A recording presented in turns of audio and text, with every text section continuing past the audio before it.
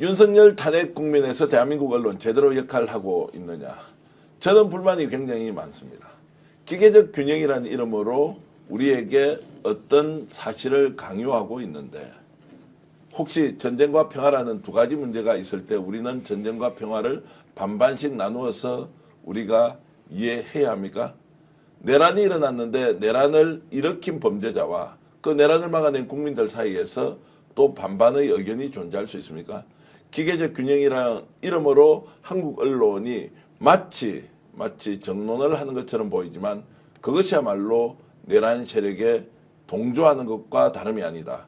그래서 대한민국을 현대 언론을 이끌어왔던 원로 우리 대선배님들을 모시고 지금은 이제 한국 언론의 보도 행태 무엇이 문제인지 과연 이것이 국가 발전에 도움이 되는지 여러분들과 함께 특별 대담으로 오늘 토론을 진행하겠습니다.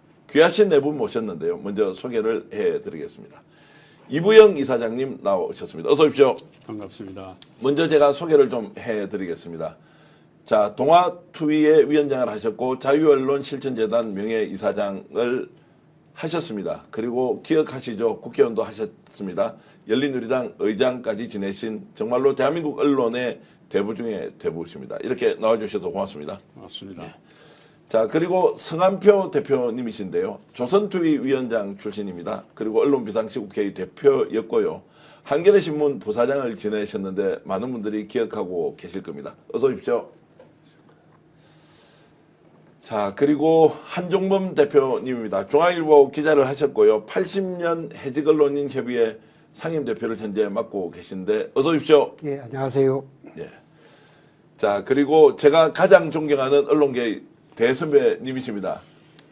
중앙일보 기자를 하셨고요. 언론비상시국회의 대변인을 지금 역임하고 계시는 이필재 대변인 오셨습니다. 어서 오십시오. 네, 고맙습니다. 자, 오늘 명절을 맞아서 시청자 여러분들과 함께 정말 귀한 분들 모시고 대한민국 언론이 어떤 상황에 놓여 있는지 무엇이 문제인지 하나하나 좀 짚어볼 텐데요. 먼저 대한민국 언론인들에게 호소하는 헌정파괴 세력에게 펜과 마이크를 절대 빌려줘서는 안 된다라고 하는 우리 이부영 이사장님이 대신해서 대한민국 언론인 6개 단체 제안자 대표로 여러분들께 직접 절절한 호소를 하실 텐데요. 그것 먼저 들어보고 본격적인 토론 이어가겠습니다. 언론인들에게 호소합니다.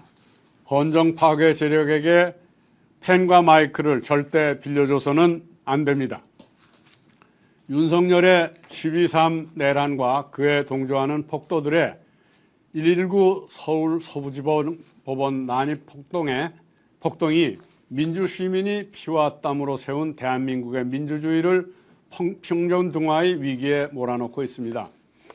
윤석열이 지휘하고 국민의힘이 지원하는 내란은 윤석열 지지자들의 폭동으로 여전히 현재 진행형입니다. 119 폭동으로 일으킨 폭도들은 현장을 취재하는 기자들을 폭행 협박하는가 하면 카메라 등 장비들을 파손하고 탈취하는 만행을 저질렀습니다. 기자들에 대한 이들의 공격은 사법부 침탈 기도만큼이나 충격적인 반헌법 반민주적인 폭거입니다. 언론 자유는 모든 자유를 자유롭게 하는 자유이기 때문입니다. 이번 폭동의 본질은 그래서 대한민국 헌정 질서의 파괴이자 민주주의의 유린입니다. 독재 정권에 맞서 민주주의와 언론 자유를 쟁취하기 위해 싸워온 우리들은 한편 안이하고 무분별한 언론의 내란 보도가 이런 참담한 비극을 빚는데 일조한 건 아닌지 깊이 우려합니다. 한마디로 헌법과 반헌법, 민주와 반민주의 대결을 마치 아무런 질의 차이가 없는 진영 간의 힘겨루기인 듯 보도해온 언론 참사의 후과라고 생각합니다. 수괴 윤석열을 비롯한 내란 세력의 말과 주장을 객관보도, 사실보도라는 헛된 명문 아래 그대로 전하는 다운표 저널리즘에 함몰되고 양쪽 모두 문제가 있다는 식의 양비론 보도를 하면서 내란 세력의 스피커 노릇을 해온 만큼 어느 정도는 자업자득이라고 봅니다. 대한민국의 야망국으로 전락할 것인가, 민주주의의 모범국으로 다시 회귀할 것인가 하는 절체절명의 순간을 맞아 언론인들에게 다시 한번 간곡히 호소합니다. 기자와 언론에 대한 공격에 대해서는 진보와 보수를 가릴 것 없이 언론 자유 수호 차원에서 일치 단결해 싸워주시기 바랍니다. 내란 세력의 말을 검증도 비판도 없이 그대로 전하는 따옴표 기사를 철저히 배격하기 바랍니다. 책임없는 익명 보도로 여론을 호도하는 일에도 가담하지 말기를 바랍니다. 내란 세력, 반헌법 반민주 세력과 헌정 수호 세력을 동급으로 취급하는 기계적인 균형론 양비양시론에서 반드시 벗어나기를 바랍니다. 헌정유린, 민주파괴, 자유언론 부정에 대해선 관용도 자비도 있을 수 없습니다. 집이 활활 타고 있는데 불 끄는 일보다 중요한 일은 없습니다. 이 중차대한 기로에서 언론이 역사의 죄인이 아니라 민주주의의 수호자가 되도록 우리도 힘을 보태야 하겠습니다. 2025년 1월 24일 언론인 219명을 대표하여 조성호, 성한표, 한종범, 이부영. 자, 이런 절절한 호소 들어보시니까 어떻습니까? 정말로 심각합니다. 어느 정도 상황인지 오늘 네 분과 함께 직접 얘기를 나눠 보겠습니다. 먼저 이부영 의장님께 좀 여쭤보겠습니다. 자, 12.3 내란에 사실상 한국 언론이 스피커 노릇을 하고 있다. 자, 그런데 이것이 너무 심각해서 국민들의 판단력을 아예 흐리고 있다. 이런 얘기가 나오고 있습니다. 어떻게 보십니까?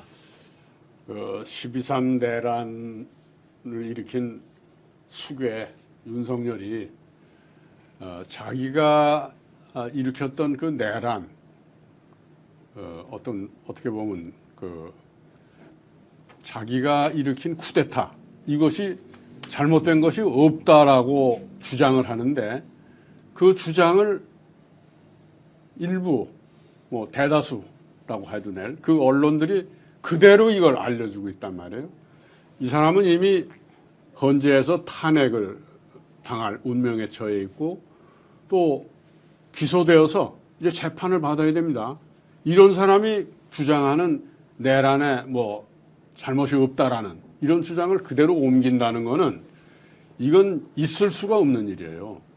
그리고 뭐 그것을 기계적으로 이렇게 균형을 맞춘다든지 이런 언론의 태도는 아마 앞으로 우리 언론에게 엄청난 해악을 끼칠 사례가 될 것입니다. 네. 당장 그쳐야 됩니다. 이거는. 자, 그쳐야 된다. 그러면 구체적으로 이필재 대변인께 여쭤보면 자, 지금 언론이 이렇게 보도하는 것을 어떤 방향으로 그러면은 개선이나 수정을 해야 하느냐. 기계적 균형이라는 윤석열 이야기를 그대로 받아 쓴단 말이에요. 어떻게 개선을 해야 되죠? 내란 세력에 대해서는 뭐 그 확실하게 단죄를 해야죠. 우리가 지난 해방 이후에 친일파 청산을 못해서 결국 여기까지 오지 않았습니까? 그리고 몇 번의 참사가 빚어질 때마다 우리가 제대로 청산을 못한 결과 지금도 참사가 이어지고 있습니다. 내란 세력은 단호하게 단죄를 해야 됩니다. 네. 수괴부터 일당, 동조자, 지자까지. 그러니까 이 문제에 관해서는 타협이 있을 수 없습니다. 균형이 있을 수 없습니다. 자, 그러면 언론에서 아예 윤석열의 발언을 보도하지 않는다. 이것이 그러면 맞습니까? 윤석열의 발언 중에서 필요한 건 팩트 체크도 해야 될 테고요. 예. 그냥 주장에 불과한 것들은 선별적으로 무시를 해야 된다고 봅니다. 예. 그러니까 그게 이제 따옴표 저널리즘인데 누가 뭐라고 말했다. 그 설사 대통령이라고 하더라도 그렇게 그냥 마이크 빌려주는 그런 보도는 해서는 안 됩니다. 스픽스는 말하는 언론입니다. 대세는 유튜브, 그중에서 스픽스. 좋아요, 댓글, 구독, 알림 설정. 여러분이 저희를 사랑해 주시고 우리가 여러분을 사랑하는 4가지 방법입니다.